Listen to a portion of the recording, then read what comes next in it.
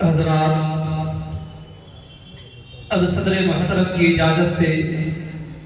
ہم اپنے اجلاس کا باضابطہ آغاز کرتے ہیں۔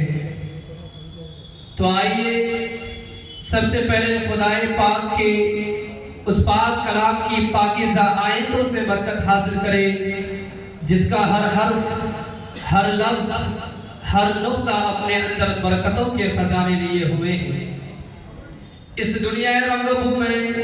جتنی بھی آسمانی کتابیں نازل کی گئی، ان میں سب سے افضل، سب سے احسن، سب سے مبارک کتاب قرآن مجید ہے۔ جی ہاں، جس طرح راتوں میں سب سے افضل لیلۃ القدر ہے، دنوں میں جمعہ کا دن سید الایام ہے، مہینوں میں سب سے مبارک مہینہ ماہ رمضان ہے،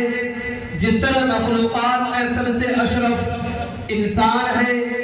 جس طرح حضور پاک صلی اللہ علیہ وسلم تمام نبیوں اور رسولوں میں افضل ہے، اسی طرح آپ صلی اللہ علیہ وسلم پر نازل ہونے والی کتاب تمام کتب سماویہ میں افضل ہے۔ اور افضل کیوں نہ ہو، جبکہ یہ رب کائنات کی زبان مبارک سے نکلا ہوا کلام ہے، اور اس کا نازل کنندہ بھی وہی رب العالمین احکم الحاکمین ہے۔ جس مکرم فرشتے کو دے کر بھیجا گیا، وہ مکرم فرشتہ تمام فرشتوں سے افضل، جس ذات گرامی پر نازل ہوا وہ ذات گرامی تمام نبیوں سے افضل، اور جس امت کو دیا گیا وہ امت تمام امتوں سے افضل ہے۔ تو جب یہ کلام رب العالمین تمام رحمتوں اور برکتوں کا خزانہ ہے اور لامحدود خصوصیات کا حامل ہے، تو پھر کیوں نہ ہم اس کلام رب العالمین سے اپنے جلسے کا آغاز کریں، تاکہ اختتام تک نور و برکت کی فضا چھاتی رہے۔ تو آئیے میرے دوستو، اسی قرآن کریم کی بابرکت آیتوں سے